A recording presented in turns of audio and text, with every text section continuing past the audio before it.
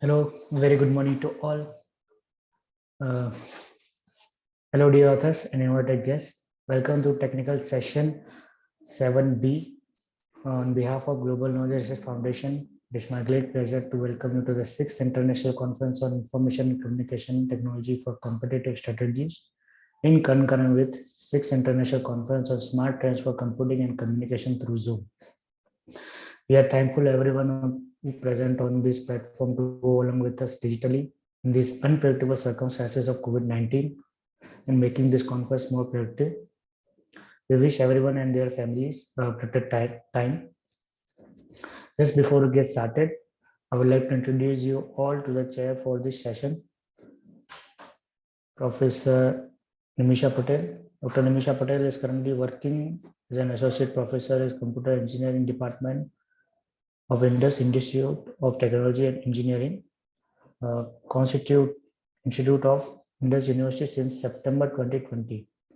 Before this, she's also worked as a professor, associate professor, assistant professor, and a lecturer in the Sakalchand Patel College of Engineering, Visnagar.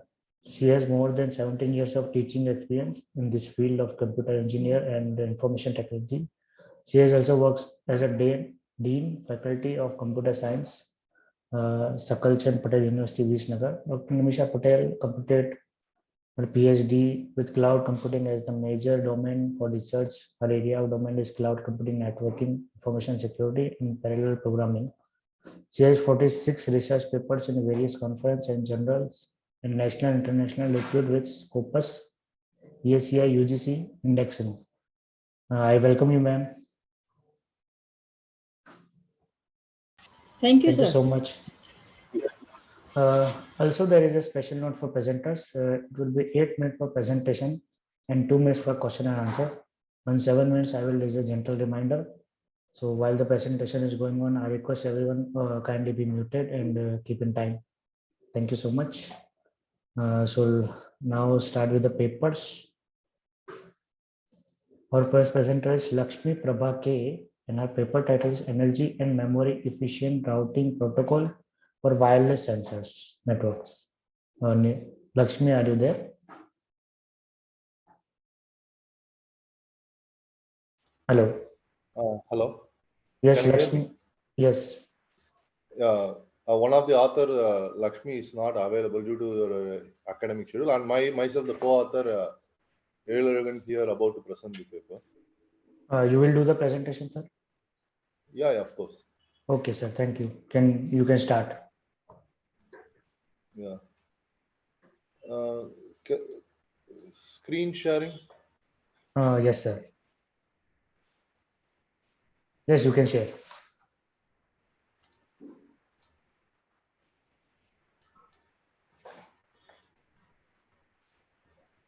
Hopefully, my screen is being shared. Yes, you can start. Yeah. My topic is energy and memory efficient routing protocol for wireless sensor networks. Authored by Dr. K. Lakshmi Prabha and myself, co-authored C. Ezhazhagan. And this is a current outline is about abstract introduction. This is my proposed work, results, and conclusion references. Abstract. In nowadays, the wireless sensor networks are very used for everywhere in a day-to-day life. So here, these wireless sensor networks are having the restriction as well as of advantages in employing in sensor networks. The cluster-based routing protocols are used to exploit more network lifetime. One of the cluster-based routing protocol was I am proposing here to exploit the network lifetime as well as increase the throughput efficiency.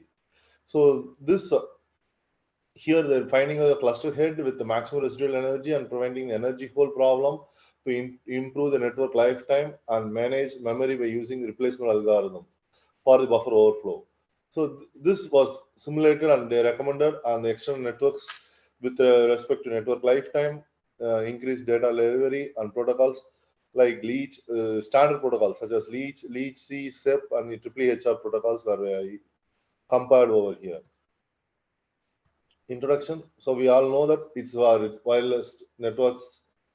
Sensors are purely designed for sensing, wirelessly communicating, or processing the information. Here, the sensor networks is less expensive, least expensive. I can tell, and power efficient also. But whereas uh, power efficient nodes, and for monitoring the data processing information and conveying to the user. The application of WSNs are wide range. It includes surveillance of military areas, disaster environment monitoring, so many things for applications.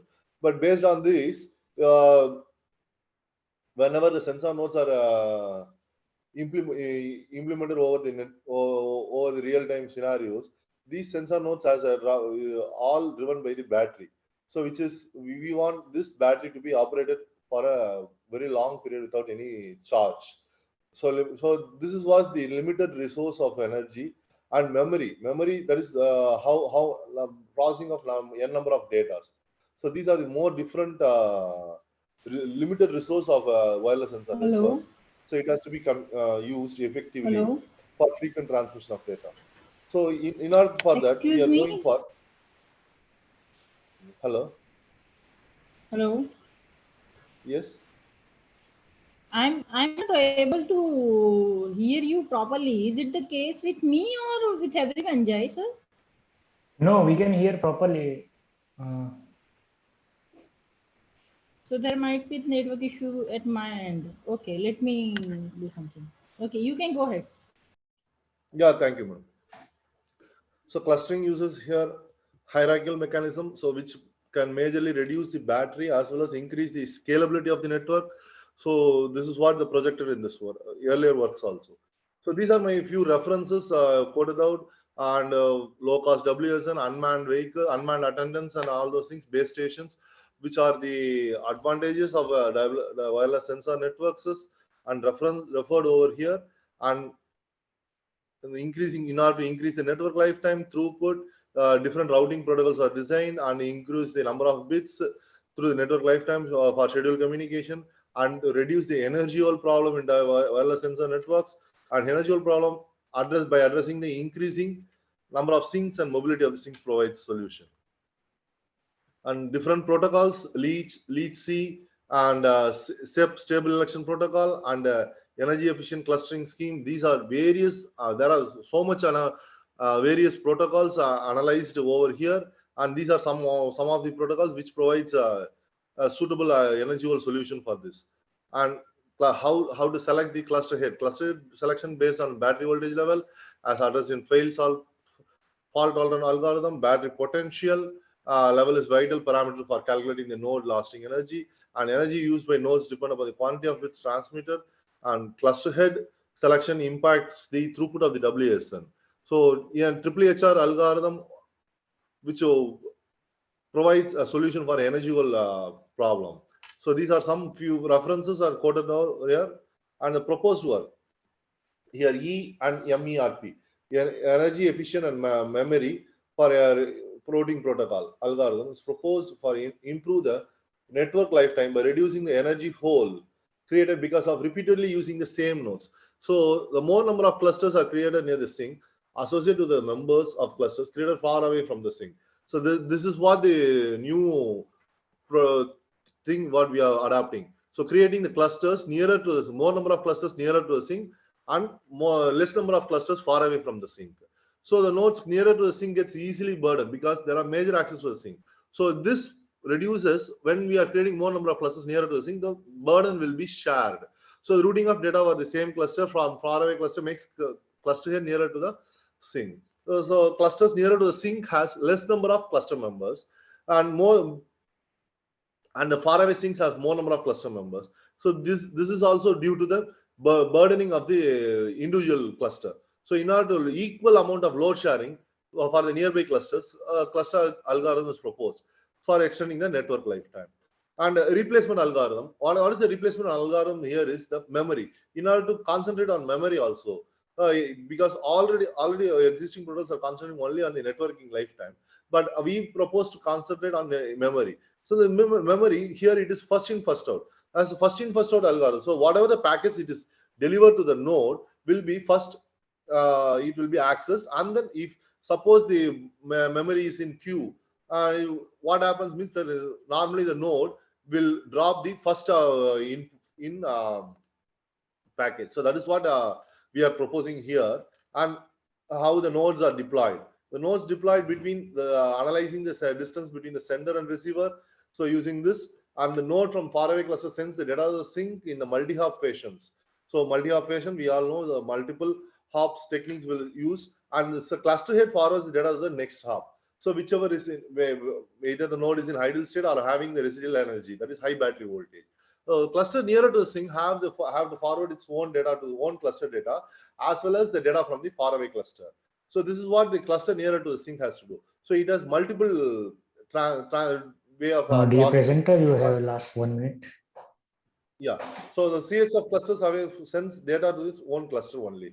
So this is my radio energy model, and we propose a cluster head selection model. So consuming the transmitting and receiving data aggregation. So according to weighted probability of regular nodes and progressive nodes, we are clustered election, and we are introducing the traffic load analysis, and traffic nodes are discarded with 12 points. And this is my finite FSM machine representation of EMRP algorithm, how the cluster head is selected over a period of time. And this was our proposed algorithm. And simulation parameters, it is considered with a network size of 200 plus 200 meters square, and with the 200 node counts, and we have a memory of 2 MB as the memory, and the probability of election also. So how the load is distributed over the network. So over a network of 200 cross 200, how the node traffic is distributed, and this is what the real network lifetime comparison. So we are compared with the different protocols, HHR, LEACH-C, and SIP, and our EAMR protocol, how it extends the number of rounds with when more nodes are high. So this is proves that network lifetime is improved when compared to already existing traditional protocols. Then the lifetime metrics for various M and alpha. So that is the M and the alpha, that is a number of advanced nodes and the number of energy, how much amount of energy is represented. So by varying the energy and number of advanced nodes also, it provides some variant of measures. And the data transmission metrics, the proposed algorithm, first dead node, the FDN is at 1195 rounds, whereas compared to protocols performing are far much better, because moreover all the protocols are producing less amount of rounds. And the first node dies earlier before 62 rounds for the half node alive. So half node alive of our node is 3,818 rounds. So whereas the compared to the previous thing, it is 74% more effective than the HHR and other protocols. So how many number of clusters were formed near the sink? That is what the analysis. LEACH-C, SEP, and HHR and ENMRP. So already HHR and ENMRP are following equal number of clusters forming near the sink. So the nearer the sink, more number of clusters will provide more efficient data. So how we try to conclude that. So keeping smaller clusters near the sink and larger clusters far away from the sink will provide added load, reduce the load sharing, as well as increasing the network lifetime. Will comparison with the existing protocols. So it may stay live around more than 4,000 rounds. So rounds here defines the lifetime.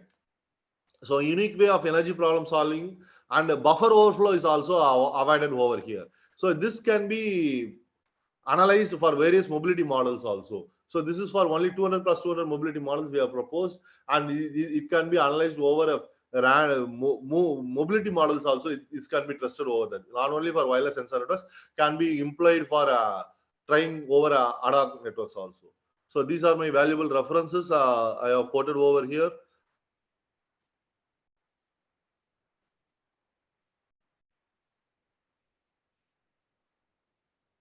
And thank you, Anala. Hello. Yes, madam. Yeah, sir. I'm having two queries. The one, I found that whatever the references you have used, they are the older ones. See, you have not used any reference after 2017 that I came to know you of 2018 from the PPT. Okay, madam. Am I audible? Yeah, madam. But I have some disturbances, but I can get your point. Yeah, my references are. You are telling that my references are Yeah. very In old the at case of 2000. a research, Yeah, for fundamental you can use the earlier references. As far as the research is concerned, the gap identification is concerned, we need to refer always the latest paper. sure, madam. Sure, madam. Yeah. I can able to understand. Yeah, and one more thing I would like to ask you. So, if you Yeah. are trying to ensure energy efficiency and memory efficiency by, Yes, madam. I came to know that you applied the load balancing algorithms. But have you thought about the service level agreement SLA? Madam, I couldn't get your question. Actually, you talk upon the energy efficiency. Is it so now? You are trying to reduce the energy consumption. Yes, madam. Hello. Energy efficiency. I am going to reduce the You are use of trying to energy by focus this. on the energy and the memory. Yeah, Yes, madam. Yes, madam. that I understood. But by doing this, have you gone to the service agreement? Whether Have you we, thought about madam, it? your Madam, your voice is little bit break sometimes. No. So Yes. my point is, yes, madam. once focus on energy efficiency and memory efficiency, it is might be affecting the service level agreement Madam, SLA. yeah. It is It going to may be. increase the SLA violation. Maybe it is Okay, madam. going to increase, I would but we analyze need that. to consider this. Yeah. Better to analyze it also. Yeah, sure, madam. Sure, madam. In my future researches, so I would be trying this. Okay. Okay, madam. Thank you. Moving ahead, next presenter is Dennis George Johnson, and his paper title is Multi-Scale Aerial Object Detection Using Feature Pyramid Networks. Yes, sir. I'll share my screen. Yes, you can start.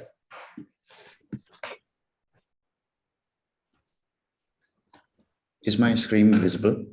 Yes, you can start presenting. Okay. Good morning, everyone. Thank you for this opportunity. My name is Dennis Johnson. I'm a student from MIT Manipal. And along with my co-authors, this is our work on aerial object detection using feature pyramid networks. So this is just a brief outline of what I'll be talking today about the sections.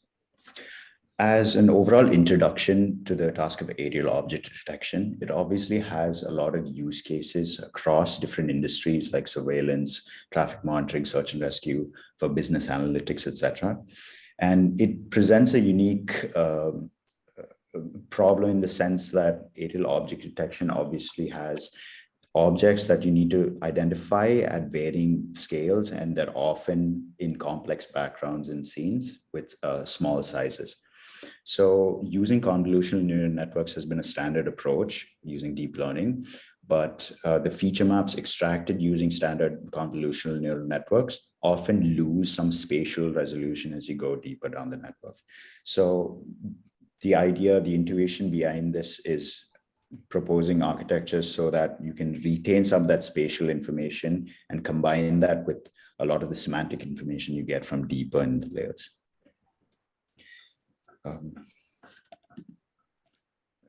So as a brief introduction to object detection, you usually have two broad approaches. They differ in the sense that the two-stage approaches, you have a separate step, initially a region proposal step that essentially tells the model where to look in the image. That is followed by a classification step where you actually classify what those proposals that you got from the previous step. And you also have one-stage approaches where these two steps are essentially combined into a single model. But these approaches differ in the sense that they have an accuracy versus a real-time performance trade-off.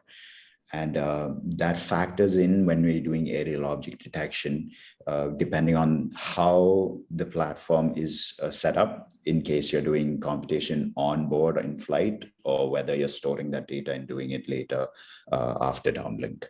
And UAVs like drones are obviously become prevalent in the industry for capturing and processing this kind of data. And that presents itself with unique computing constraints because you often have limited processing power or restricted memory requirements or a timing guarantee that you have to establish.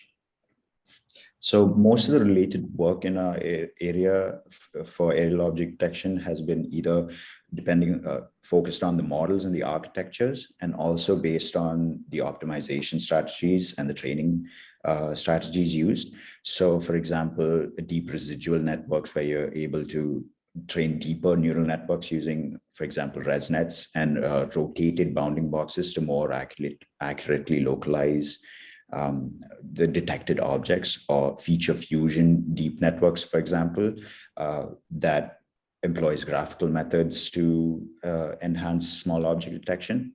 And for example, salient space loss is one work where not only the scale of the object is taken into consideration, but also the prevalence of various classes in the data set itself, and similar with class-aware sampling and anchor optimization.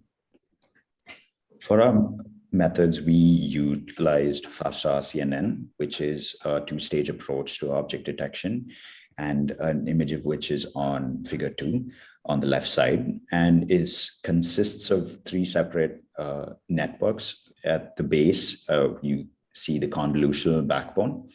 On the left side, you see a region proposal network, which essentially finds bounding boxes and describes how it assigns an objectness score of how sure it is that this is an object of interest. And finally, a classification head, which actually does the classification. And for our comparisons of using FPNs, we change the convolutional layers and compare their performance. And for that, we used 2 separate ResNets, or which are deep residual neural networks.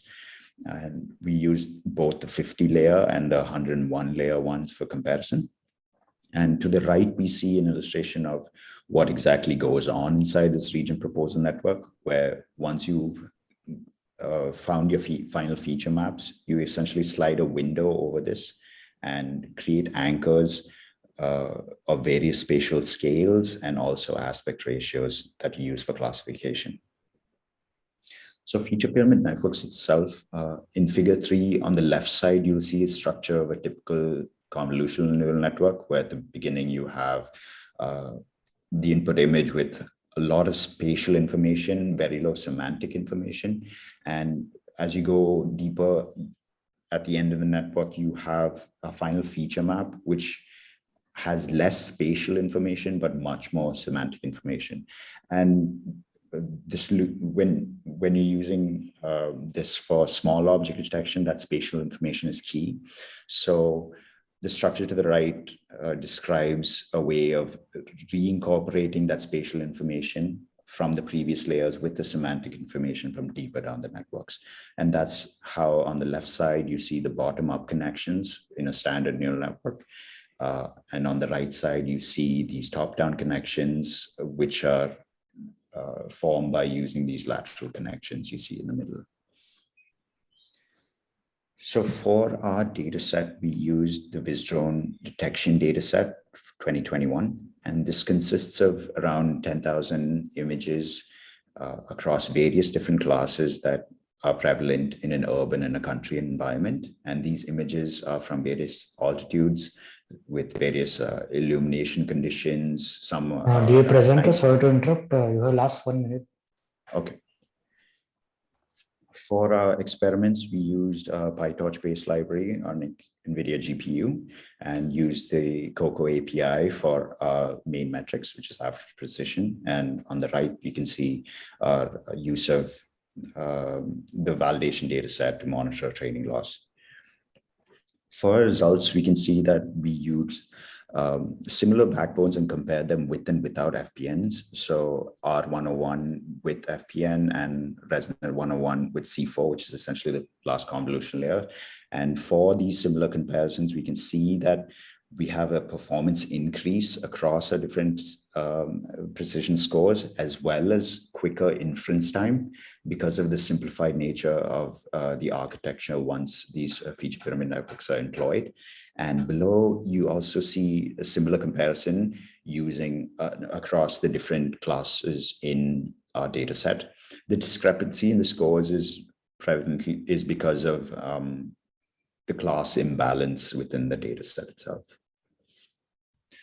So as a conclusion, we saw the use of the benefits of using these pyramidal structures to augment a standard CNN architecture. And these FPN structures are agnostic of the particular algorithm they're using. We just use FastRCNN for our studies. And they provide a quicker inference time because of the simplified region proposal and the post-processing involved. And that justifies their use for such vision problems where there are unique computing constraints, and future work will mostly focus on such architectures and also how to employ such architectures efficiently. Thank you.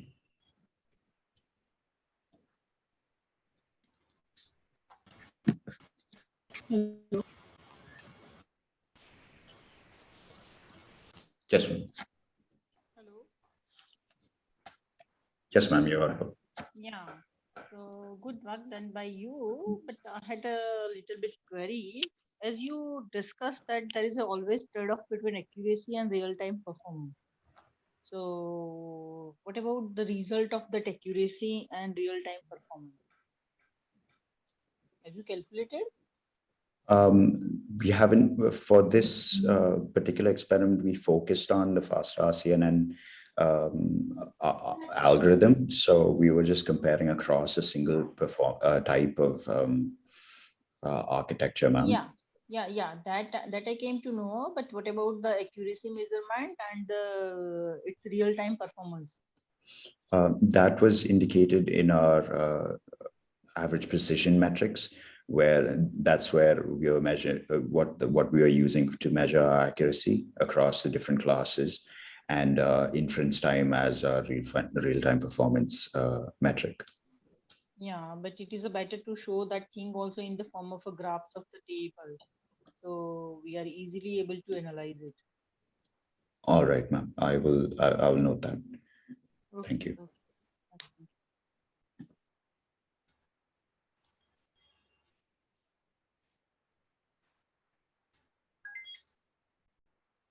Sorry, please unmute, sir. Jay Kalwan.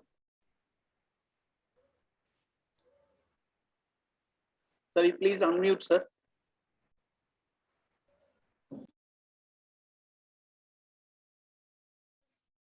Yes, VSN Gopala Krishna Pendalia. His paper title is Static GPS Surveys Using Gagan SBS Receiver for HR Satellite Programmatic Applications. Yeah, I'll share my screen, sir. Yes, you can share.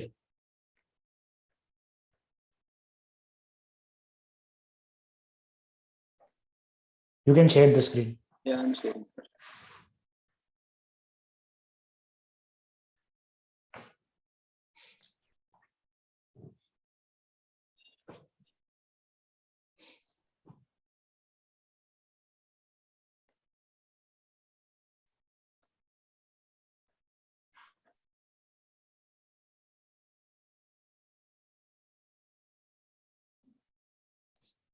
Good morning to you all. I'm PVSSN Gopal Krishna, presenting our research work here. And first of all, I would like to thank the respected chair and other members, for other organizers for selecting our work and giving an opportunity to present here. I, with my co-authors Dr. Hemant Kumar and Dr. Rajeshri Madam, we are presenting our work here.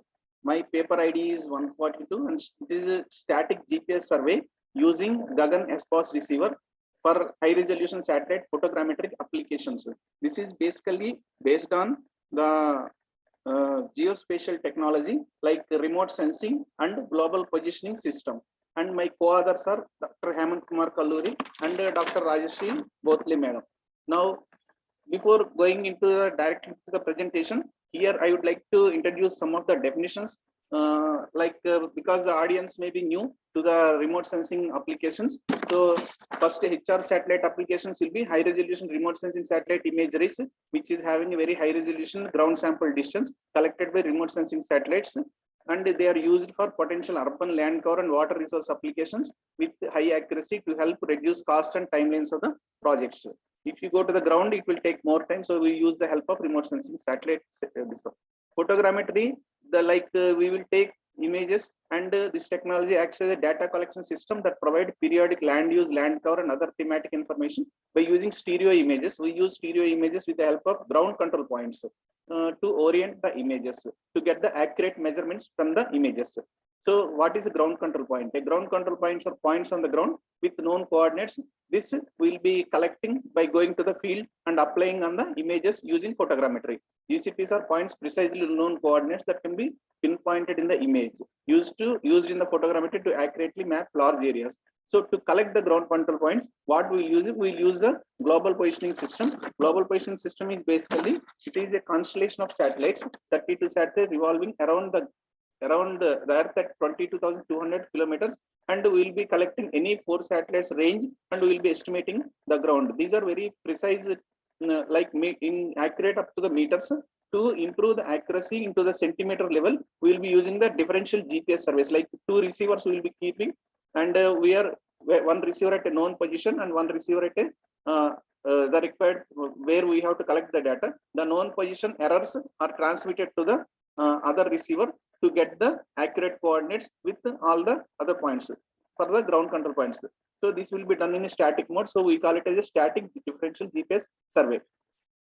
Here what we are proposing is, here instead of 2 receivers, what we are proposing is we will be doing the work with a 1 receiver only. That is what we call it as using the satellite based augmentation systems. The satellite based augmentation system, what will happen is, at the ground known coordinates, whatever receiver we keep, we will not use that one. Instead of that, the error signals will be transmitted through the satellite. So for that one we are using the Gagan receiver. Gagan, basically it is a very famous Indian constellation configuration where Gagan is used for real-time navigation applications in aviation, for en route operations and precision approach services. It is jointly operated by ISRO as well as Airport Authority of India. It is aimed to reduce ephemeris, ionosphere, and satellite clock errors which occur in the GPS by modeling the errors by using 11 reference stations all over India, and using mainly the communication technology and transmitting the errors to the geostationary satellite, and the communication from geostationary satellite will come to the receiver in real time, so that we will have the errors removed with the bias that is supplied by the network.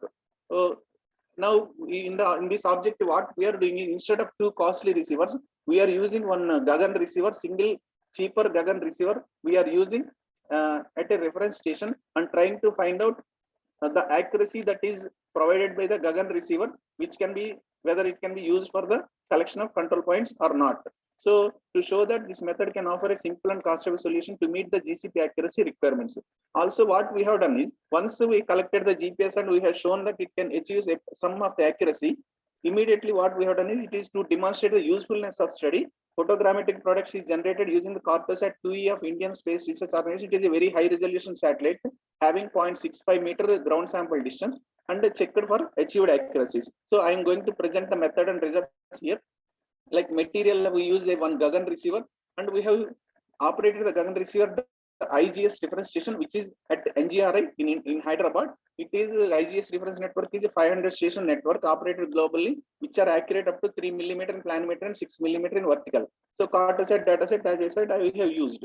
Now the method is like if you see the right hand side, that is the IGS station, where that small box is there at the right hand side. That and the pedestal, that is the Gagan receiver we have used. We have calculated the bias from that position to this position, and we have operated the Gagan receiver in IGS stations for longer durations, like 8 hours, 10 hours, 3 days we have operated, 19 hours, 100 minutes, 8 hours we have operated. Erroneous observations are discarded, like which are not tracking the Gagan signals and all, and we have divided the sessions into 15 minutes, 30 minutes, 45 minutes, 60, 120, 180, like that. Up to 8 hour sessions we have divided, and we try to integrate those sessions and get the accuracies. Finally, we analyze the data, and photogrammetric applications and estimation of product accuracy has been derived. Like if you see the results directly, we'll go to the results. If you see for each and every duration, for 15 hours, we have selected 112 number of sessions. For 3 hours, 3 sessions we have averaged out, and we have come to the positional error of like 0.6 meters, which is good for a ground control point accuracy. And if you continuously operate the receiver, single receiver, instead of using the 2 receivers, you can get an accuracy of nearly 30 centimeters. And in the height, you are able to get up to 1 meter for 1.11 meter for 15 second duration, and for 8 hours duration in 30 centimeter, we are getting the height accuracy, which are good enough for the ground control points of the Cartosat 2E, that is 0.65 meter resolution satellite. So the graph also has been shown that as the duration of the session is increasing, and the accuracy is also it is coming perfectly all right. That means the accuracy is improving, we can say. Now, once we have proved that this can be used for collecting the ground control points, now we have moved to the photogrammetric process, where a stereo image of the satellite has been taken, and we have created one block using the photogrammetry software. And these ground control points, we have gone to the field, and we have collected nearly 10 ground control points, 30 minutes duration of each, which will give you approximately an accuracy of up to less than 50 centimeters. Then we have done the control point measurement on the images. Then we have done the block triangulation, that is a software process, and then generated the elevation model, as well as generated orthophoto generation. In the orthophoto generation will be orthophoto will use the depth, and the orthophoto will be accurately tied down to the ground with the accuracy of the ground control point. So once you go through the process, you have generated the orthophotos, and from that one we have generated the digital elevation models also, and we have generated the orthophotos also. So once we have used dear presenter, you have last 1 minute. Yeah, sir, I will finish it, sir. Then now once in the photogrammetry process, we have again generated the orthophoto, and we have collected the control points. This is not photogrammetric control points. For checking checkpoints, we have collected using the same Gagan receiver, and we try to estimate the planimetry deviation and the height deviation. So at the end, you can see that planimetry deviation is less than 1 meter. That is two ground sample distance points, and height is around 3 to 4 ground sample distance points. We are getting. So it is well within the requirement of the photogrammetry accuracy. So we from these results, what we concluded, that this study was concluded that Gagan static receiver present a very viable alternative to DGPS control point survey, because DGPS control survey use very high costly equipment with 2 receivers at a time for the projects requiring a positional accuracy of 0.5 meter and above. But the thing is, this method is cost effective and faster solution, but the thing is, it is not the complete replacement to the DGPS survey, and we researchers who cannot afford to go for a DGPS survey, they can use this type of cheaper equipment to compromise on certain things, like they have to be very careful with multipath, receiver noise, and other biases like that. We have to account. That is the basic thing. So thank you very much. These are the references I have used. These are the people who has helped me in doing this work by indirectly by publicizing the papers. Thank you very much.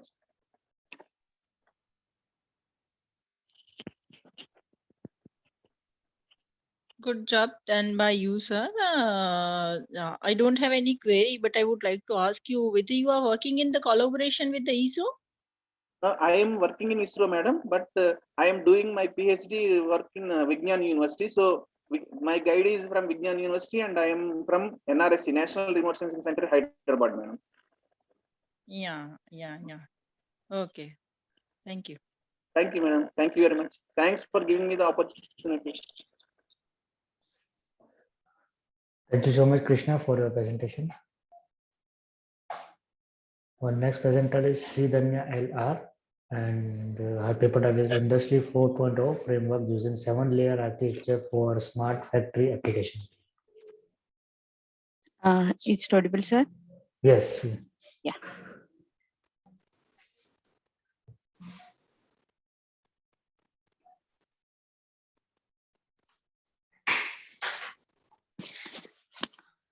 Hi, everyone. Today, I will show you how we can implement Industry 4.0 framework in a smart manufacturing industry.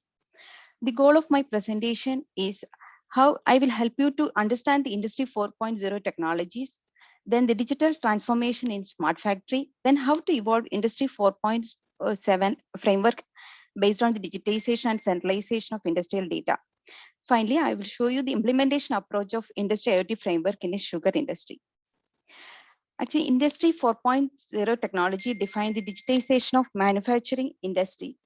The Industry 4.0 technologies focusing on the digital transformation of industrial market with smart manufacturing, Internet of Things, cloud warehousing, and digitization of manufacturing process are the standard methods for Industry 4.0 technologies.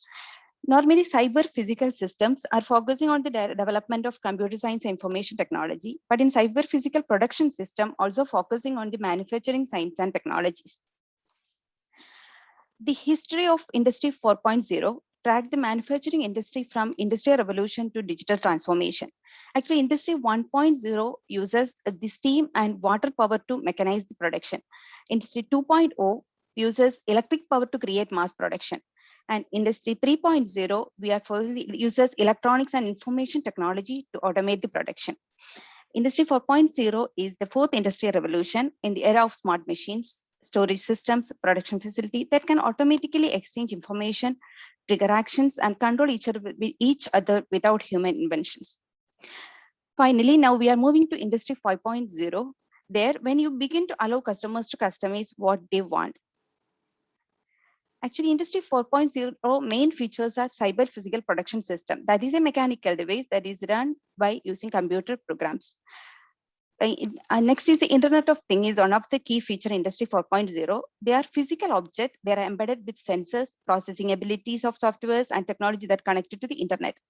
Cloud computing, providing huge computing power and the data backup power we can get. Cognitive computing is providing AI platform to make use of the artificial intelligence, deep learning technologies.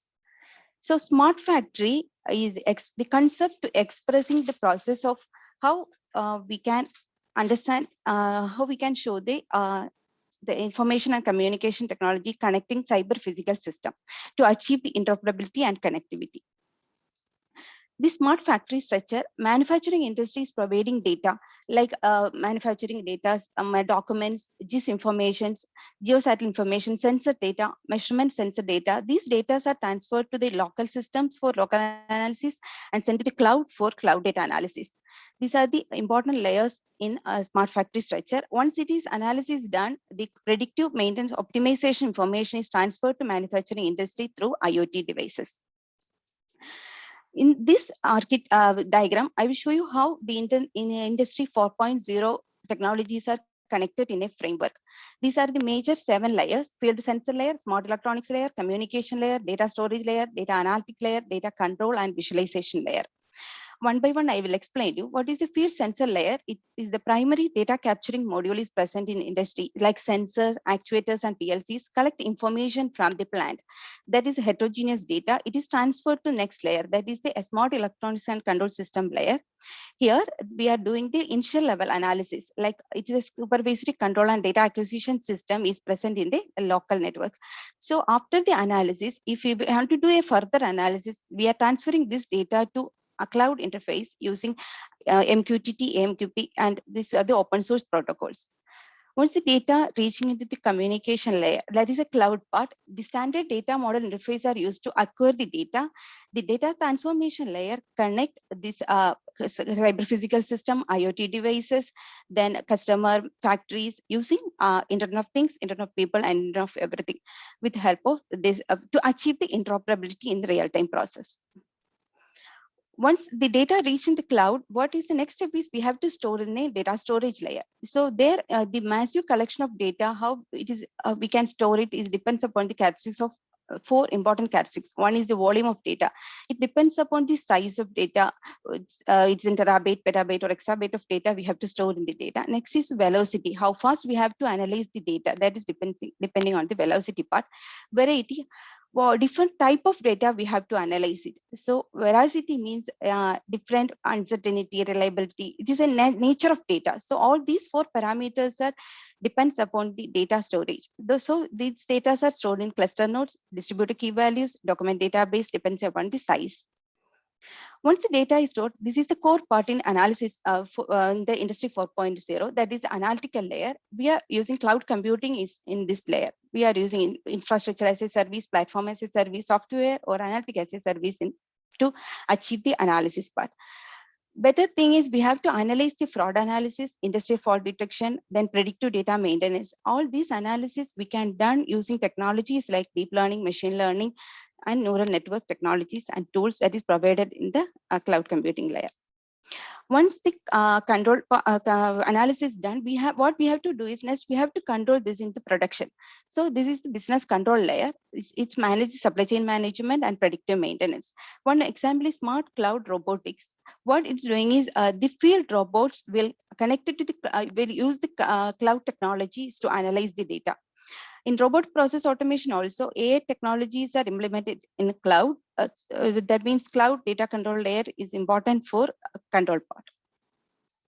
Once the business analysis is done, what we have to do is we have to monitor and display it in the dashboard for better understanding, for giving guidance to the operator, or they can interpret the process effectively. The next stage, I will explain you how we are implemented this in a sugar factory.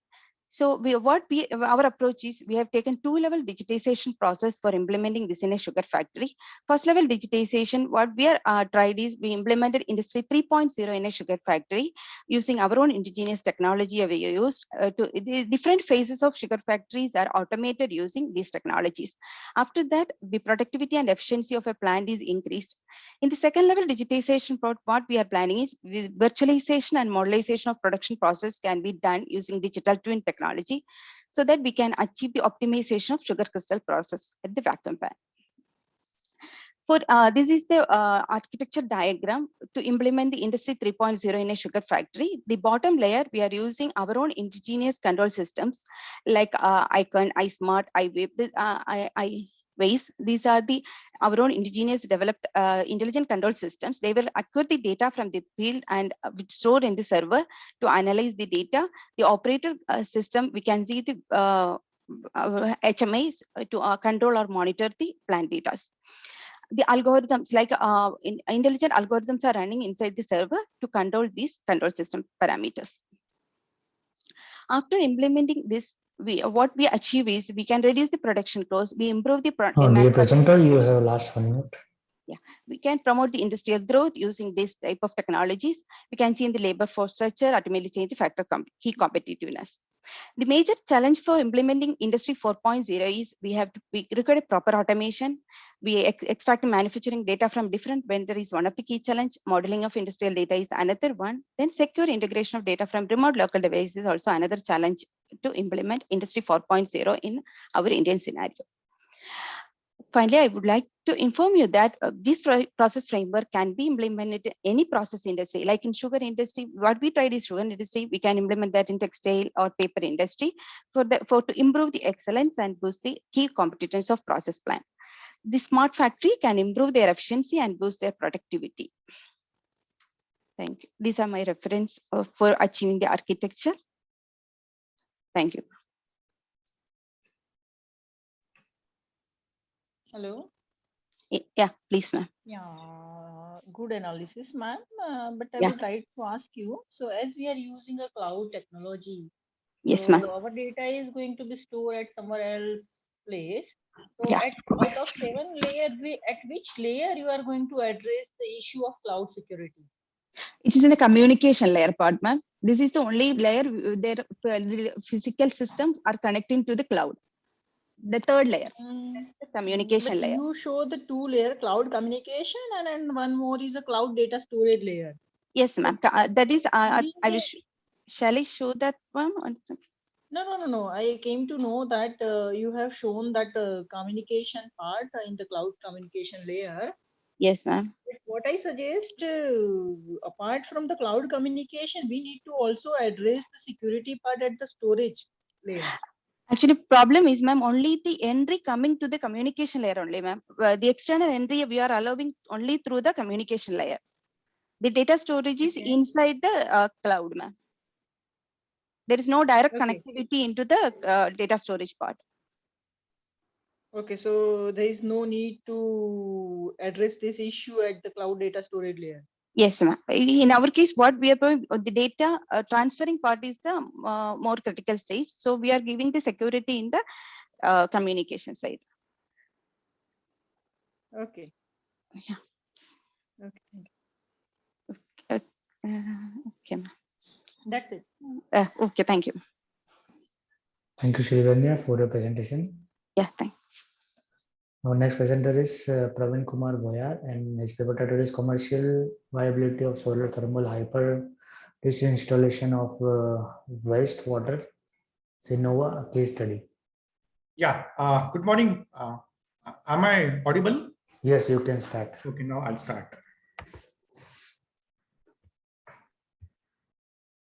So, sir, are you able to see my PPT? Yes, you can start. Okay, great. So, good morning, everyone. So, I'm Dr. Praveen Kumar from Symbiosis. Thanks for giving me this opportunity to present it. So, the title of the paper is Commercial Viability of Solar Thermal Hyperdistillation of Wastewater. The Sinova, a case study, which is the outcome of our entrepreneurship development program conducted by Symbiosis. Every year, we are producing at least 6 to 7 successful entrepreneurs. So the basics of, let me introduce about this topic. So basic information about this topic is the world's freshwater resources are limited, as everyone knows. They're constantly getting depleted either by flooding or pollution or population growth and the increasing number of usage to which water is being put. Presently, available technologies for extracting pure or distilled water from brackish or saline or sewage water are costly, energy consuming, and require continuous expensive maintenance. As a result, promotion and fostering of technology innovation is today a major objective. This will lead to generation of distilled, clean, potable water in a cheaper, faster manner using green technology that uses less or no energy at all. An example of such green technology is Sinova. Now, about background and purpose of the studies. The government of India has launched a mission called Jal Shakti to conserve water and solve the problem of water scarcity. The government of India is also promoting startup culture to promote entrepreneurship. Many engineering colleges, management institutes are given funding by government of India so that we can conduct more entrepreneurial activities and more startups come out. Green technologies have become an alternate source to protect the environment. The startup Sinova, the name of the startup is Sinova.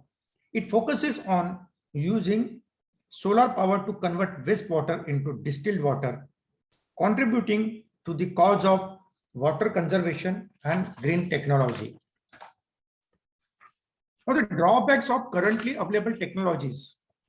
One is membrane distillation, which uses solar energy but has high heat cost, heat loss, water loss, and high cost of membrane distillation modules, which is commercially not feasible.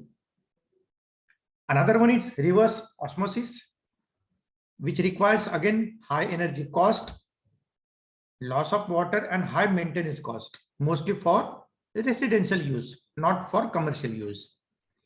Ozonization process, it is a type of advanced oxidation process involving the production of very reactive oxygen species able to attack a wide range of organic compounds and all microorganisms, which again its maintenance cost is very high. The existing solutions are less efficient and mostly incompetent in removing the viruses, pathogens, then arsenic, cadmium, chromium, etc. These are all the heavy metals.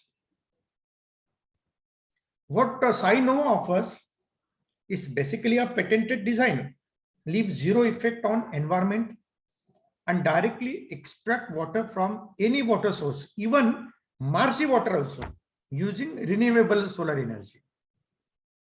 It delivers distilled water leaving behind solid waste, heavy metals, and all other impurities, either in suspended or dissolved form. Its design uses extremely low costing but highly effective components, which reduces overall cost and efforts of manufacturing the product. This processing capacity is far higher as compared to its competing technology. This product can be used for domestic purposes and can also be scaled to a larger version for industrial, commercial, and community purposes. Scienova method, what is this method? How unique this method is? This water production by direct method, solar distillation, is proportional to the area of the solar surface and incidence angle, and has an average estimated value of 3 to 4 liters per square meter. So it involves high cost of property that is there and material for construction. But Scienova uses the direct method of purification, but in a very different way. The technology reduces the proportional area of the solar radiation surface by constantly increasing the temperature beyond 400 degrees Celsius in a matter of 5 seconds. This technology and this results into 100% water evaporation at a very fast rate, which increases the efficiency, better quality, yield, and is cost effective. Commercial viability of this Scienova is application in all sectors, such as food, beverages, pharma, aerospace, metal coating, and also automobile. And its costing is very less as far as design is concerned. Processing capacity of model is far higher as compared to the competing technology. And best thing about this Scienova is it can be used in household segment to produce fresh water. And best part is it is going to save approximately 15 units of electricity per day. The contribution to the society is obviously, this is about the purpose of Government of India, is how important is this comes under Jal Shakti. Clean distilled water leading to water conservation, obviously. Renewable energy, so we are going to save the environment. Application is household as well as industrial. So that is the case study Scienova. Thank you. Any query, please, you can ask me. No question, sir. Wonderful job. Okay, thank you. Thank you so much for the presentation. Our next presenter is Savna Sandhya Kuchu, and her paper title is Sentiment Analysis, Twitter Tweets Classification Using Machine Learning Approaches. Sandhya, are you there?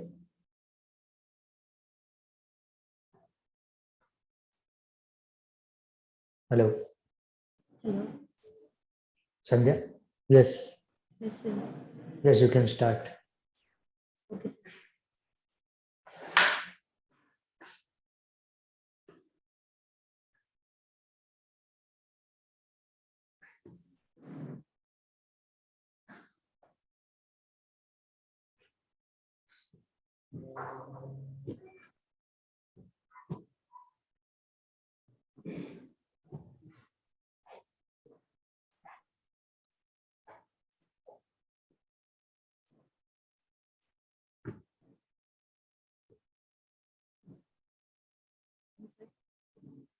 Am I audible?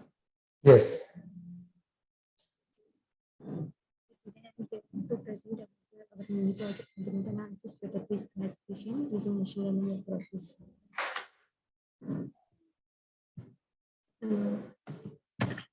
Sentimental analysis means this is text mining that finds and extracts subjective information from Hello, Hello? excuse me. Can you speak Yeah. little bit louder? Okay, ma'am.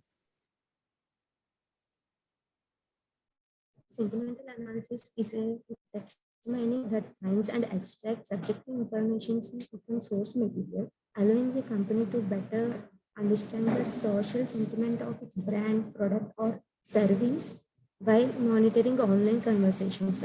It's necessary to categorize incoming client conversations regarding a brand along with these when customers care about certain features or brands, good services, and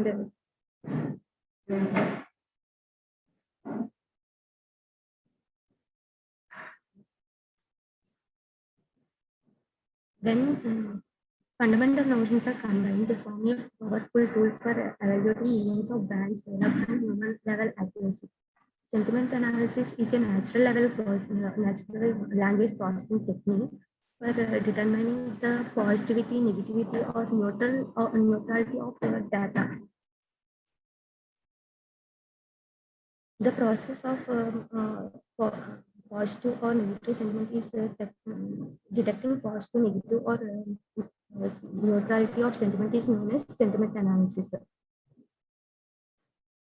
It is mainly frequently used in textual data classifications.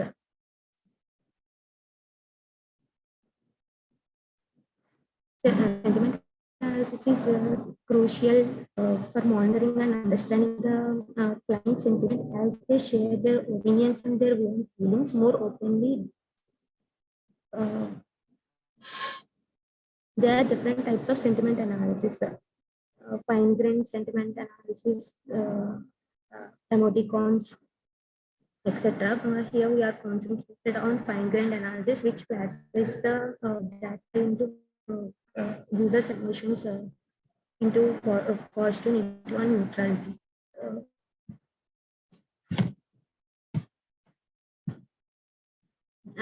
From the data pre-processing is a very important for classification algorithms. For pre-processing, we need to, in pre-processing techniques, we need to remove all the hashtags and Twitter handles like at the rate something. We need to remove the special characters, punctuations, and then tokenize the tweets. Our problem is to increase the accuracy and by comparing the different machine learning algorithms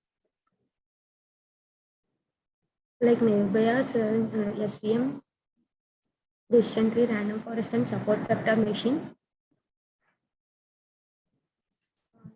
In support machine vector machine algorithm, the general concept is to discover the choice limit that augments the distance between the two classes. In logistic regression, we train the model on the sample dataset to develop a sentiment classifier.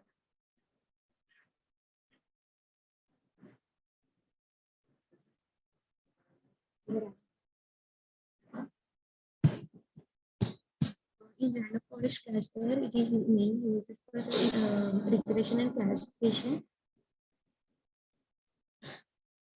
It is nothing but a collection of trees used like forest.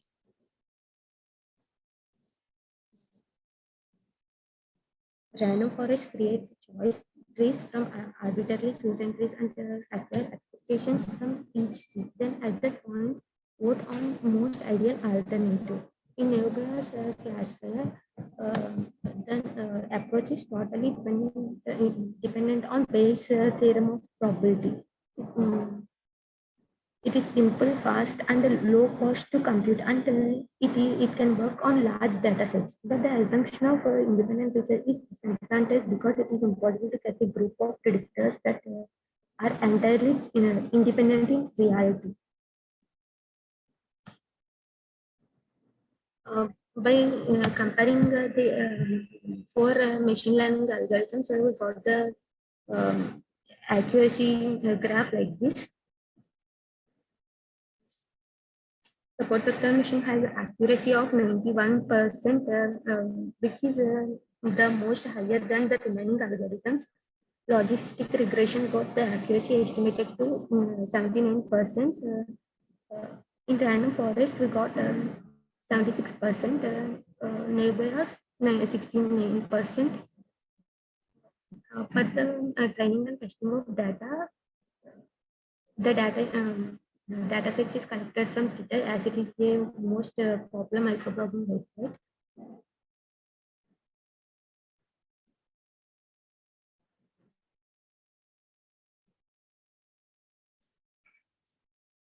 I need to conclude this. Sentiment analysis is not limited to a single data set. It is used to analyze any kind of review data. This paper contributes to field of research by examining the performance of many sentiment classification algorithms. SVM classifier gives the better accuracy when compared to the other algorithms.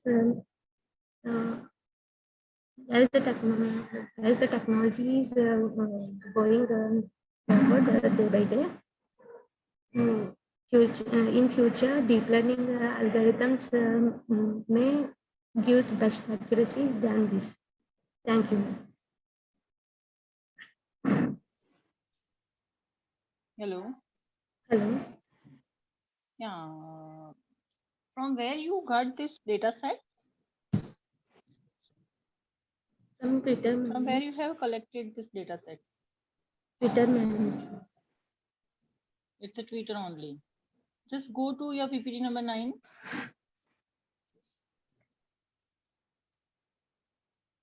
It's a 12, just go to 9. Yeah. Here you have shown the graph of comparison of different algorithms. So on the y-axis, you are showing the how much they are accurate. But what about the name of algorithm? I didn't find any significance of this graph because nowhere you have mentioned that you are talking about which algorithm. Yes. Hello. Yes, at the same time, the lot of work is already done in the sentimental analysis and in fact in the Twitter tweets only. So do you have any comparison or literature review regarding this? No, ma'am. There is a need of lot of improvement. Yeah, this is I don't find this is as a research paper. I more found it's a something report kind of thing. Okay. Okay, ma'am. Okay. Thank you so much for the presentation. Our next presenter is Lei Hong Nam, and his paper title is Practical Fair Querying Algorithms for Message Queue System. Thank you, and now I start. Yes, you can start. Yes.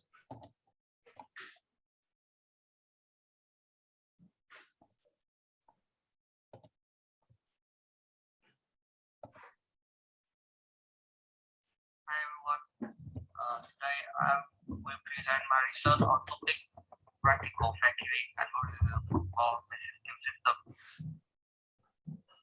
My presentation will consist of 5 main sessions. I will start with an introduction to the field of study and followed by problems. Then I will propose my approach to solving problems and a case study with a specific example will be presented. In the end, will be my conclusion about the research. So let's start with the introduction of some concepts in this study. The message queue is an essential component of any data processing or AI artificial intelligence system. We all know that the processing capacity and computing resources are limited, while the number of requests from users is many times larger. So in this case, the request can be stored as message in message queue, and it will be picked up one by one to process by service. This design has many advantages, like supporting rate limit, batch processing, scalable services, and so on. But deciding there is a problem with the design that we need to care about. When messages come from the large number of flows, the flow here can be data from an user, data from other service, or the other system of other enterprise. Their requests are different in the amount, size, and priority to be queue.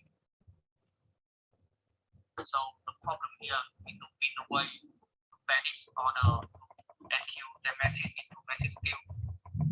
Some simple algorithms can be considered here, such as round robin or priority queue. With round robin, it cannot handle with some cases that some flow have more priority than the other. With priority queue, it has to go through both the flow to determine which flow it will get in the message. Moreover, in the real system, some parameter of each flow, like number of queue message, priority should be fixed. So my proposed method over here try to solve this problem. In the field of software engineer, I'm focusing on the easy and flexibility of implementation. So this is my solution for the problem. The design here of system is shown in this slide. There is a scheduler which have responsibility to choosing an queue message from flow. The idea is to using database like a buffer to store message, and then scheduler will query to database get which message will be queue. All messages info when requests are stored in the database in table info data. They are table code of store information of flow and parameters that have scheduler choosing which flow to message to the queue. To explain this algorithm more clearly, I will give an example with a specific use case here. Suppose we have 3 users, S1, S2, and S3. They have items with their queue to message queue here. The message info is stored in table item, and a parameter of 3 users is stored in table user. There are some conditions that is elastic uptime, total waiting, priority of the each user, and the max queue item of each user. So this slide will show the first turn of scheduler. Now each user has 2 items on their flow. After querying which sorting condition in table user, a user list is selected in order as flow. So the whole user has the same last pickup time. So N should be chosen first because of its priority. Which 2 items are in queue here. S1 and S3 have same priority, so pick up in order according to the list. S1 is chosen with 2 items, and S3 is chosen with 1 item. Here. So after this, the table user is updated. We update last pickup time and total waiting. So the next turn, there is only S3 with total waiting greater than 0. So table user sort and choose 1 item correctly to be active. After that, the table user is updated with record of entry update last pick up tab. So the removal of F1 and F2, which have no waiting item in the needed improvement of this algorithm. In the other railroading algorithm, the pointer have to scan all pixel, even the empty one pixel. But here, by using the database query to obtain a list of the scheduler reduce offline user have no waiting item like F1 and F2 in this case. So there are two users F1 and F3 that take place precedent over F3 because of them not pick up tab is older than F3. We have one data smaller than data thing. With F1 and F2 because F1 has more item waiting than F2. So F1 item waiting first. The final order is here. F1 with 2 items, F3, F2 with 1 item, and F3 with 1 item. After NQ, the table usually updates the last pick up tab and the total waiting. So the conclusion, this algorithm is beyond query and sorting technique that are available on most current database. Furthermore, the performance of query is significant in terms of indexing in the database. The term pair of serving many users can be easily copied by update number of database. This pair also is very flexible and scalable because of other can define and something with their precedent condition depends on problem or as condition initially. So this is all about my study. Thank you for listening.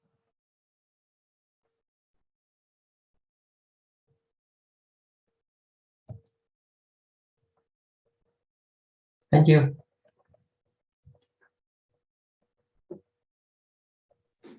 No questions, sir. Please go ahead. Thank you so much for presentation. Our next presenter is Nandita Kadam, and her paper title is Colfax, a COVID-19 fake news detector using natural language processing. Yes. Yes, you can start. Yes, I'll start my screen share.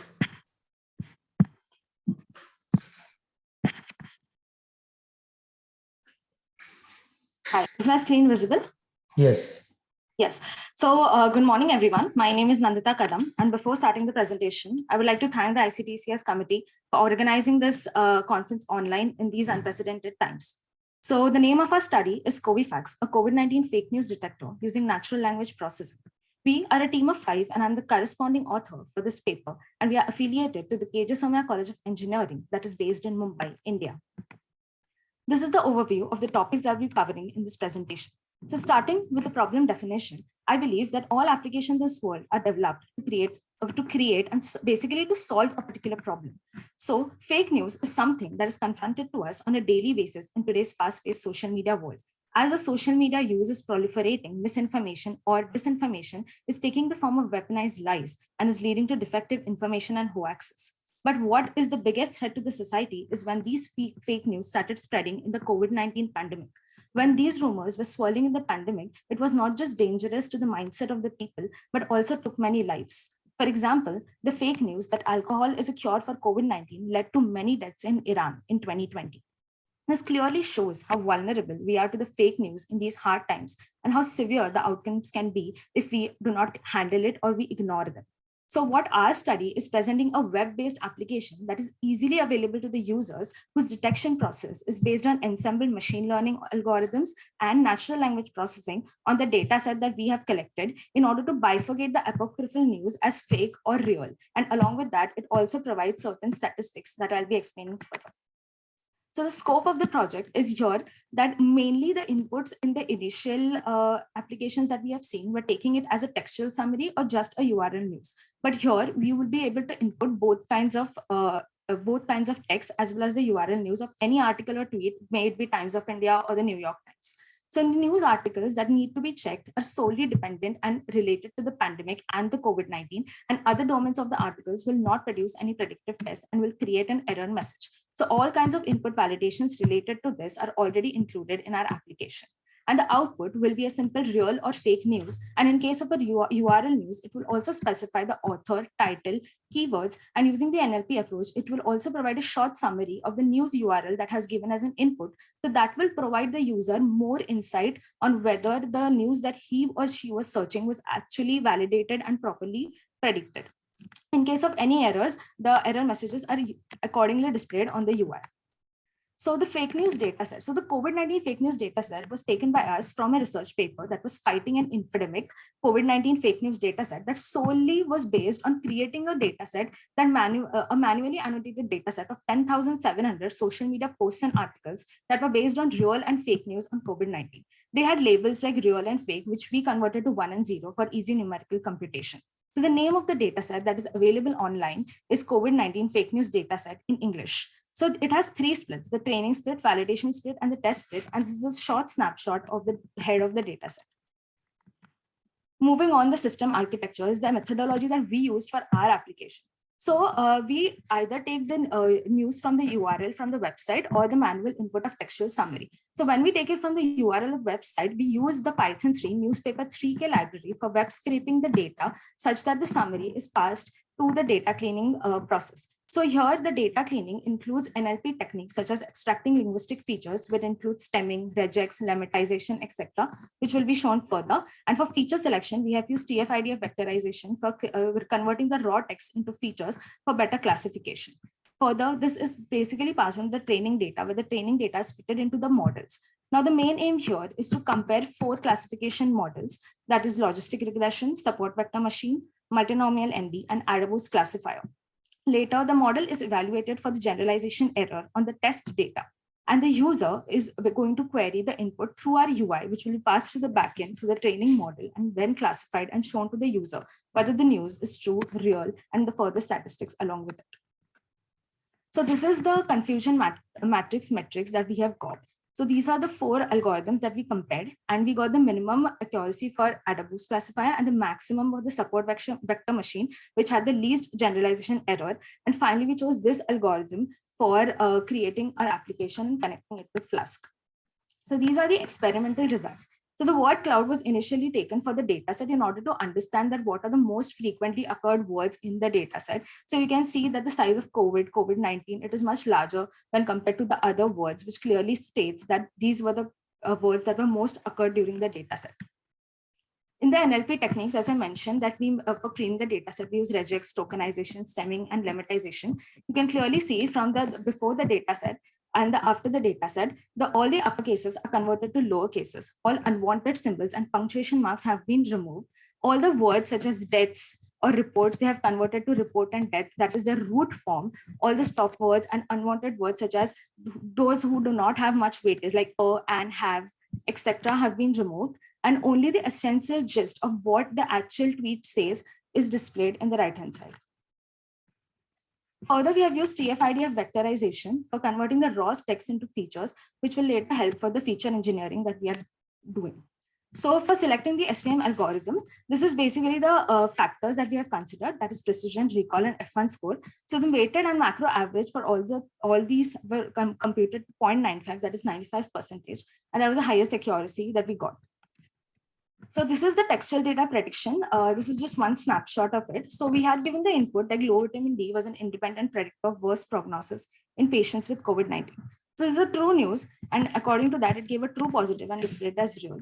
Similarly, this is an example of the URL link prediction. But the URL link prediction was basically that women with menstruation should not be taking vaccines.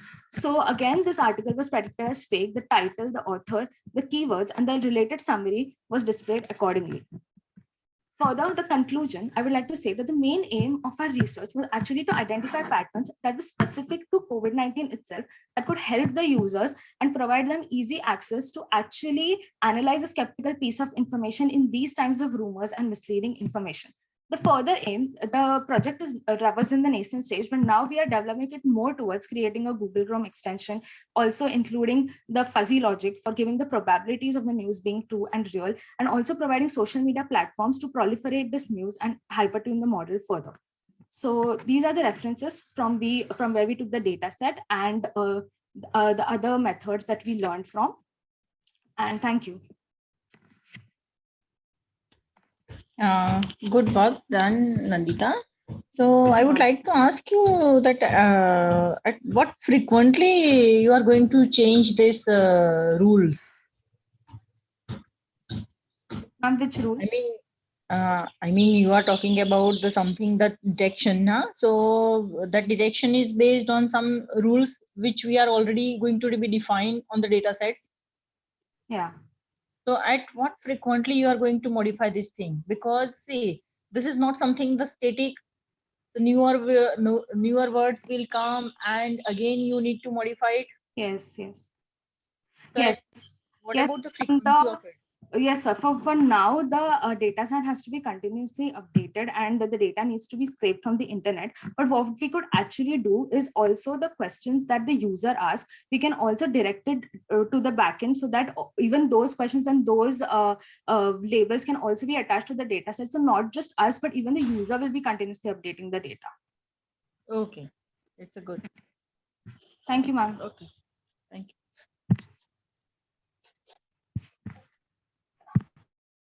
Thank you so much. Our next presenter is Sarika S. and her paper title is An Approach to Perceive Session Hijacking IoT Healthcare.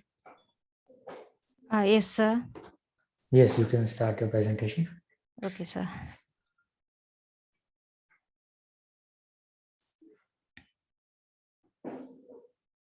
Sir, is it visible?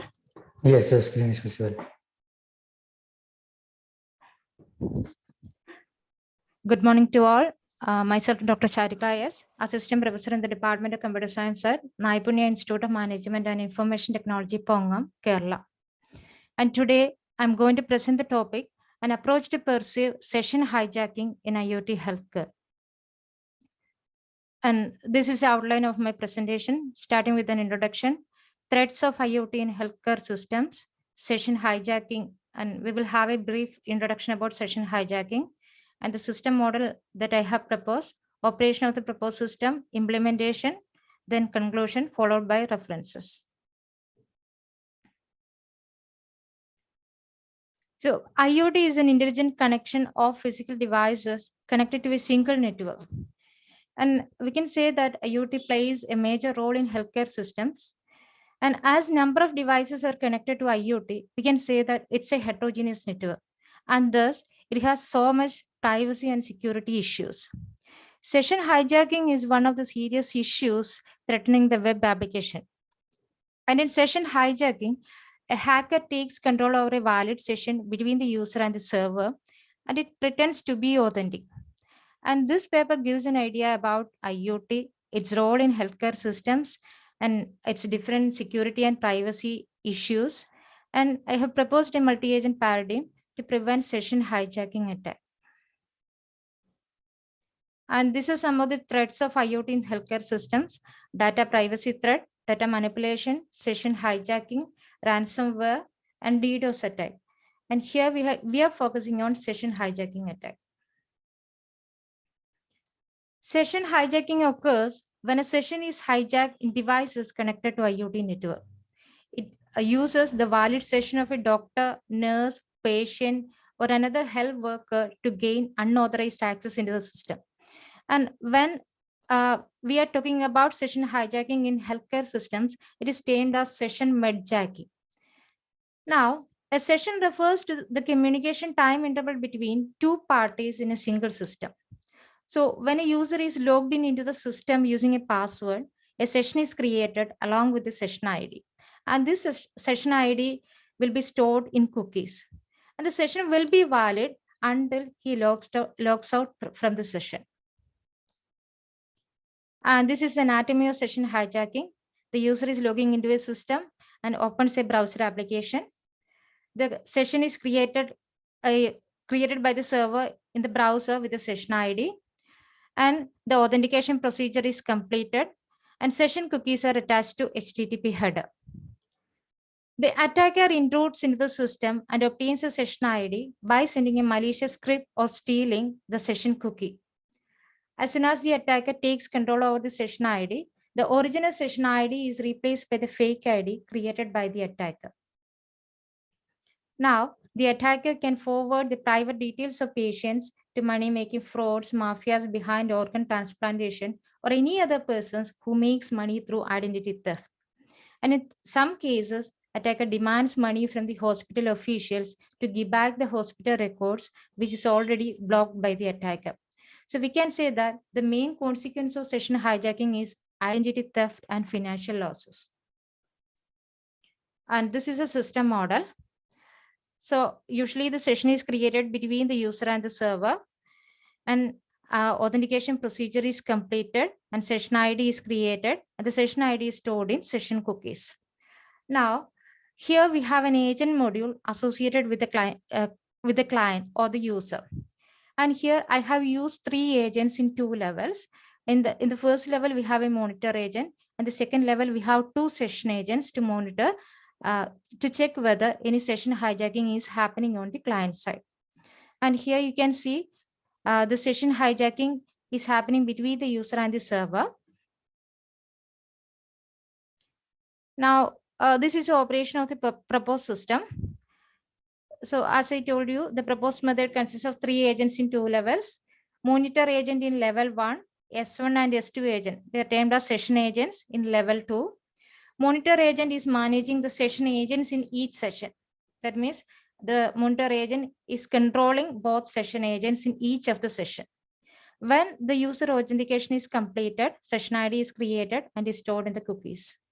Now, this method is mostly focusing on security. So in order to provide message integrity and authentication, HMAC or session key along with username is also stored in cookie. To prevent the attacker from obtaining the session key in any case, the HMAC value is recalculated after every 5 minutes. And this is done by S1 agent. And if there is a change in HMAC value after 5 minutes, the session is timed out. And moreover, the timestamp of the old session is also deleted. Now, if the session is timed out, we have to recreate another session, and a new session ID is also created, and the client is also re-authenticated. If the HMAC value is same after 5 minutes, the user continues with the same session. Now we have another agent, S2 agent in level 2. The session agent S2 manages a counter, and it automatically times out the page if the page does not detect any user activity for continuous 15 minutes. And a pop-up message is also displayed to the user about the page signing out activity. And this is a corresponding algorithm. The user logs into the system, completing the authentication procedure. Session ID is created, and it is stored with HMAC in the session cookie. Now, in order to check whether there is a breach in the HMAC value, we are adding a ticker behavior along with the agent for verification. And if there is a mismatch in the HMAC value, the old session is invalidated and a new session ID is created. And moreover, the old timestamp is also deleted. Now for S2 agent, we are setting a counter with a value 900 seconds. That means for 50 minutes. And if no user activity is detected for continuous 15 minutes, the counter will be decremented. And if the value of counter is 0, then session will be timed out. An appropriate message will be passed to the user as a pop-up message. Next comes the implementation part. The proposed method is implemented in Java platform. And in order to facilitate agents, I have used Jade software framework. Dear presenter, your last 1 minute. Okay, sir. And this is a Java Jade runtime environment. Now, these are the screenshots of the implementation. Session ID created after authentication. And here we can see that when I open the web page of SBI, the session ID is created and the session creation time is also created and it is displayed here. Now, this is a session ID recreation after a breach is found. That means if HMAC value is broken after 5 minutes, again a session ID is created and a re-authentication is happened.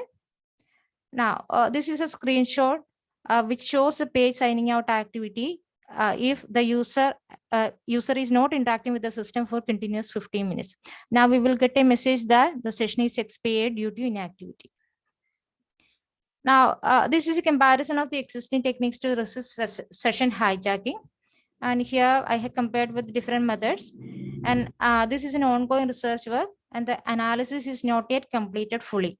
So this method also uses the session ID regeneration and re-authentication technique, but it is more secure because I'm using HMAC value along with the session ID.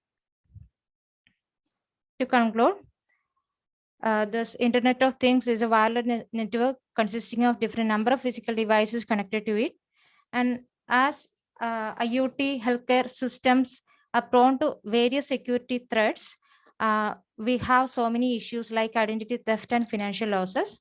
And this paper has provided an introduction to IoT healthcare, its various challenges, and I have proposed a new algorithm using artificial intelligent agents to prevent session hijacking. And here session hijacking is one of the most major threats in IoT, and it just affects the session key establishment schemes inside a healthcare network system. And the agent-based paradigm is used to monitor session duration and the hijacking of sessions by stealing session IDs. So that's all. Thank you. And these are my references. Excuse me, ma'am. Yes, ma'am. I just gone through your title. So throughout the presentation, you talk about more general about the session hijacking. Yes. And this IoT healthcare, I found this word in the title PPT as well as in the conclusion. Yes, ma'am. I didn't find anything related to this, how you have applied this session hijacking in the IoT healthcare. Ma'am, in Are you IoT, getting my point? yes, ma'am. Actually, yeah, throughout the presentation, you talk about the general terminology of a session hijacking and how it is going to be implemented. But actually, what is the relevance of this too? It is focusing on session hijacking, ma'am. In general term, it is termed as session hijacking. So even in healthcare systems, we are mainly focusing on session hijacking. That is true. That is true, ma'am. But see, whenever you are writing something in the title, we need to justify also, na? Okay. So I found I found this word IoT healthcare in the title PPT as well as in the conclusion, but I didn't find any relation of this session hijacking between the IoT healthcare and throughout the PPT. Okay. This is my one observation, and one more point is for calculating the hash. Yes. Why you only focused on the HMAC? Is there any specific reason? Ma'am, it is comparatively simple because whenever we are going for authentication, it will be a little bit complex. So in order to reduce the complexity, I have used HMAC value. If you remember, then already it has been proven that for calculating the hash, whatever the result is given by the HMAC, there are so many algorithms are there. They are giving the good result with compared to HMAC. Okay, ma'am. We need to focus about the more secure terminology, na?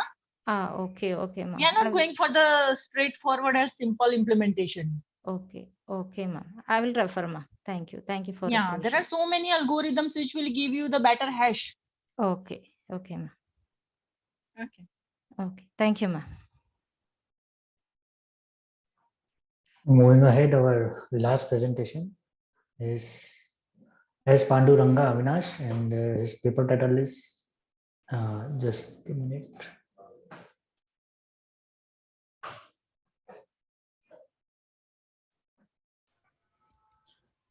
Paper title is Text Signboard Reading Ad for Usually Challenged People.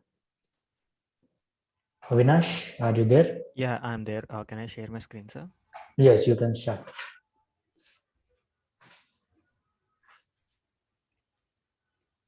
Yeah, is my screen visible? Yes. Yeah, good morning to everyone, all the presenters and panel members. The research which we have worked on was text or signboard reading aid for visually challenged people. My team members include Shravani, Avinash, myself, Sahit, and Gaurav. We have done this project under the guidance of our professor, Dr. V. Krishnasri. So coming to the project, first of all, the main challenge which visually impaired people face in today's life is reading the text from the surroundings, which contain important information that guides the people in different ways. Like each and every aspect of the surrounding, it consists of text boards, signboards, or any other important papers which guide the people through different ways in the society. So the main problem statement is that visually impaired people often find the difficulties in reading the text while they move from one place to another place. So to overcome this issue, we have worked on developing a system which actually reads the text, identifies the text from the surroundings and converts it into a specific text or audio format so that they can understand what the text is. The aim of this project is to overcome the reading problems of the visually impaired people and eliminate their complete dependence on the braille system.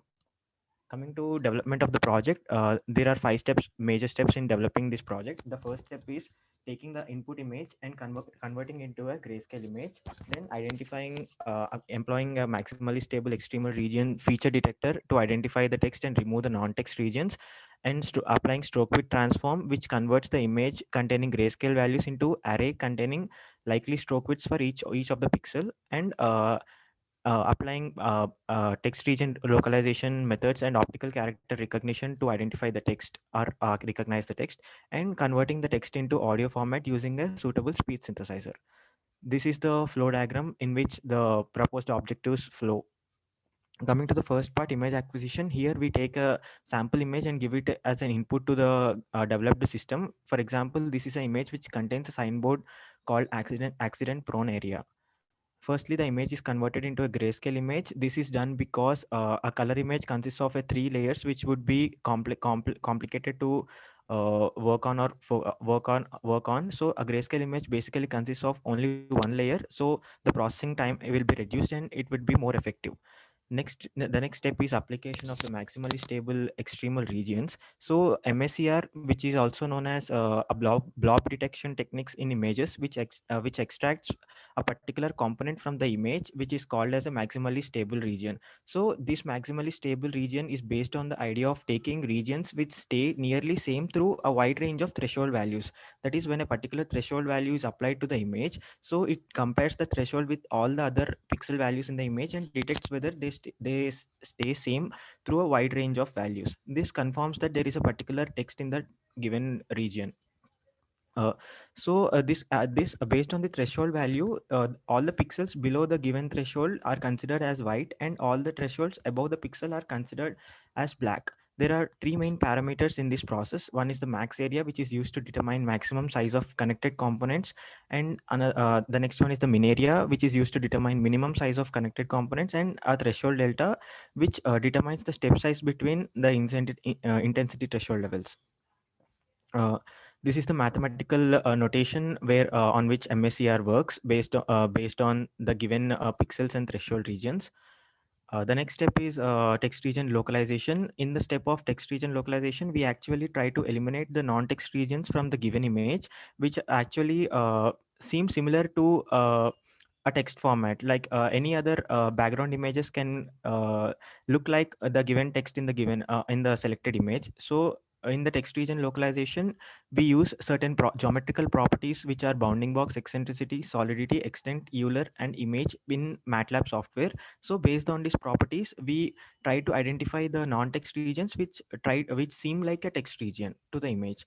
This is one step of eliminating the non-text regions. The another step of eliminating non-text regions is stroke width transform. Stroke width transform is a task of identifying detecting text from the natural images based on a given stroke. A given stroke is generally used to identify the non-text regions based on comparing the width of each of the letter given in the selected image. So by estimating the stroke of the whole pixel, we compare it with the other strokes of the image and identify whether it's a text region or non-text region. After eliminating the non-text regions, the next step is identifying the available regions. This is done using expanding the bounding boxes. These bounding boxes are expanded over the text regions to identify the text or to recognize the text in further steps.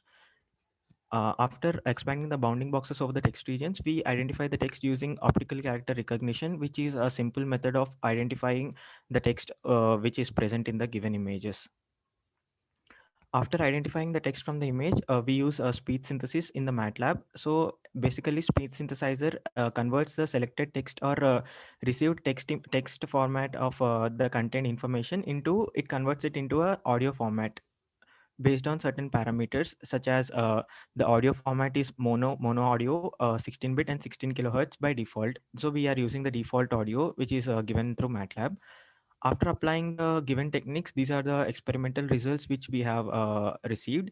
So firstly, the input image is converted into a grayscale image. Nextly, we applied the maximally stable extremal regions, which is used to identify the text regions using maximally stable regions. This image consists of a output with removed non-text regions based on geometrical properties.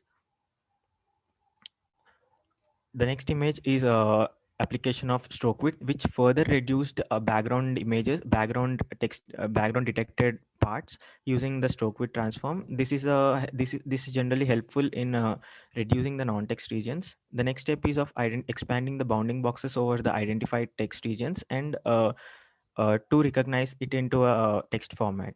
After applying optical character recognition, we received the text format of the detected text. And the next is the audio output, which is received through MATLAB speech synthesizer.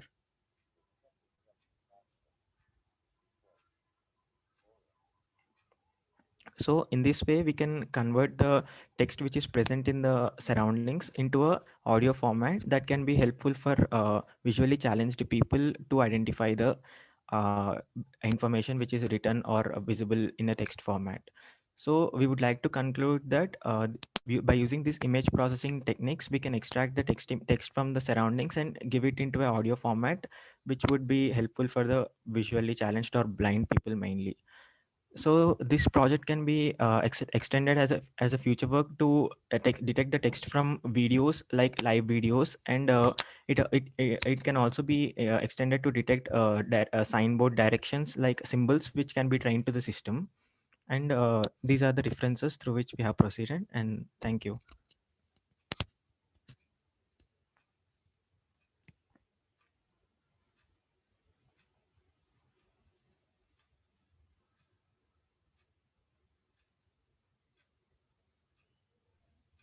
Good one. No questions. Thank you, ma'am. Yes, all the presentation is done. So I kindly request our session chair for some session remarks. Over to you, ma'am. Thank you, Jai sir. First of all, I would like to thank team of ICTCS 2021 to invite me as a session chair and congratulate the team for organizing this conference and executing this conference in the smooth way. I would also like to congratulate all the presenter for presenting your idea, your paper. But at the same time, I would like to suggest you one thing. To strengthen the research, it is always better to refer the standard paper. I mean the paper from the genuine sources. Springer, IEEE, then the ACM, Elsevier. Go with this journal, so you will get the good quality paper, and from that you are able to identify the exact gap. So it will help a lot. At the same time, refer the latest paper to get the better idea. If you will refer the paper of 2017 or 18 and there is a gap of 3 years, so it is no guarantee that someone has not worked upon that. So always it is better to refer a latest paper with a good quality journal papers. So this is all journal comment from my side. Otherwise, everything was perfect and good. So thank you. Thank you once again, sir. I sincerely to you. I sincerely thank our authors for their excellent presentation in this session and all participants for being a part of this conference. All participants would be getting their digital certificate through email within 2 working days. And further, all the papers were already forwarded to the Springer for publication. The publication live within 5 to 6 months. Kindly cooperate with Team ICTCS and SmartCom. I would like to thank our session chair for chairing this session, and ma'am, here's a token of appreciation on behalf of Global Knowledge Foundation, ICTCS, and SmartCom. Thank you for your valuable time. Thank you, sir.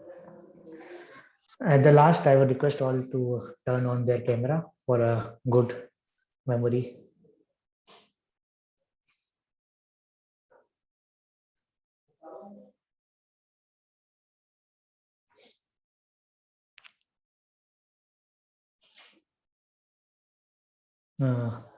Again, request all to turn on their camera.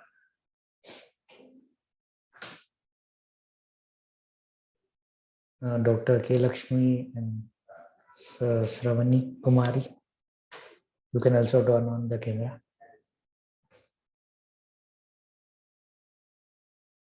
Thank you so much all.